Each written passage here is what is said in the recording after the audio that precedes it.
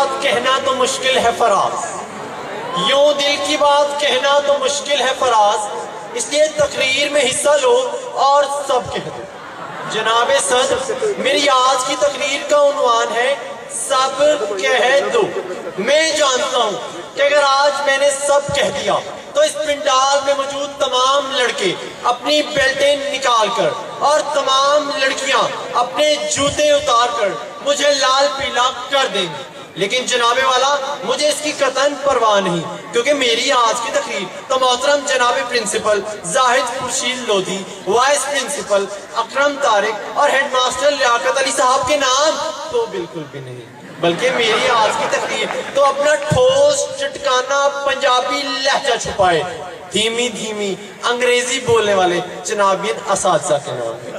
میری آج کی تقریر جناب کالج جنگ کی پنکھڑ بسوں میں بیٹھے نفیس مزاج لوگوں کے نام۔ میری آج کی تقریر جناب کالج جنگ کی تمام چھوٹی بڑی پیاری پیاری گول مٹول کالی آنکھوں والی ایوری میں موجود مرغیوں کے نام۔ جناب والی، میری آج کی تقریر میرے خود کے بچپن کے نام ہے، جب میری امی کندوریوں سے میرے 3 پیس سوٹ بنایا کرتے تھے۔ میری آج کی تقریر ان رولتے ہوئے پروکٹرز کے نام ہے، اور معذرت کے ساتھ میری آج کی تقریر ممی ڈیڈی ہیڈ بوائے کے نام ہے۔ جناب صدر، چونکہ سب کہتوں کا عنوان ہے تو کیوں نہ اپنی آپ ہی بیان کرتا چلوں۔ یہاں سے گھر گیا، در پر دستک دی کہ اندر سے آواز آئی، ابے وہ اچھے باپ کی گندی اولاد۔ میں سمجھ گیا کہ ابا حضور مجھے سے مخاطب۔ جناب والا سر کو جھکائے، آہستہ آہستہ قدم اٹھائے، ان کے سامنے پیش ہو گیا، لیکن انہوں نے کچھ ایسی بات کہی کہ دل باغ باغ ہو گیا۔ بولے تم جوان ہو، کیوں نہ تمہاری شادی کر دیں۔ جناب والا میں خوش بہت ہوا، میرے ابا حضور نے موقع کی نزاکت کو بھانپتے ہوئے میری منگنی کر دی۔ میں خوش بہت تھا، کیوں نہ ہوتا، کیونکہ میں عشق بھی کمال کرتا ہوں۔ میں عشق بھی کمال کرتا ہوں، آئی لو یو لکھ کر سینڈ ٹو آل کرتا ہوں۔ جناب والا پھر کیا تھا فرمائشیں شروع۔ میری ہونے والی بیوی نے مجھے فون کر کے کہا کہ میرے کتے کے لیے کیک لے کے آؤ۔ دوڑتا دوڑتا دکاندار کے پاس گیا، میں نے کہا بھائی میری ہونے والی بیوی کے کتے کے لیے کیک ملے گا؟ تو دکاندار تو حاضر جواب نکلا، فی الفور بولا بھائی جان یہیں پر کھائیں گے یا پیک کر دیں؟ جناب والا جب مجھے کتا کہا گیا مجھے بہت غصہ آیا، غصے میں آگ بگولا ہو کر جناب والا میں گھر کی طرف چل پڑا۔ گھر پہنچا ہی تھا کہ بیگم کا ایک اور پیغام آج دھمکا، بولی میں پاکستان کے بلند و بالا پہاڑ کیٹو کی چوٹی پر چڑھ جاؤں تو آپ مجھے کیا دے سکتے ہیں؟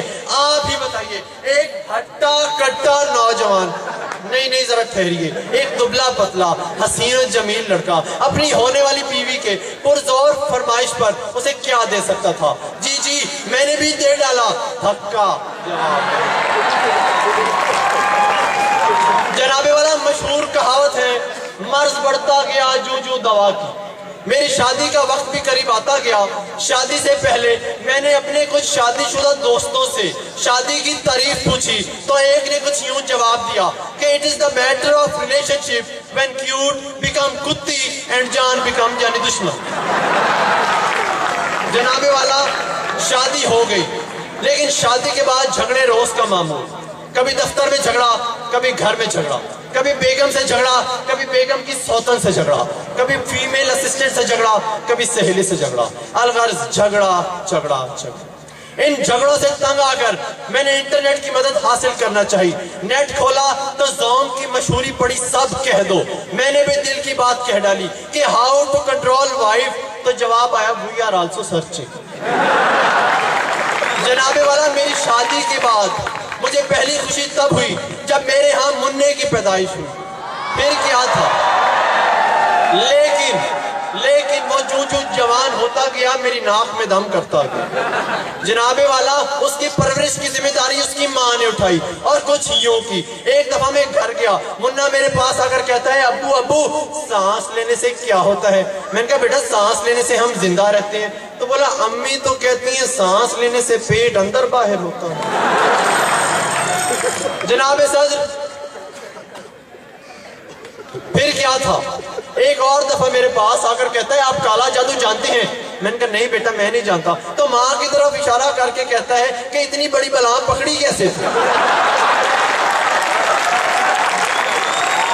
जनाबे वाला आप ही बताइए, ऐसी शादी को और ऐसी बीवी को देखकर 1990 की दहाई में बनने वाली फिल्म के ये गीत याद आएंगे ये नहीं कि जब से हुई है शादी आंसू बहा रहा हूँ, आफत गले पड़ी है मैं इसको निभा रहा हूँ। आपकी समाअतों का शुक्रिया।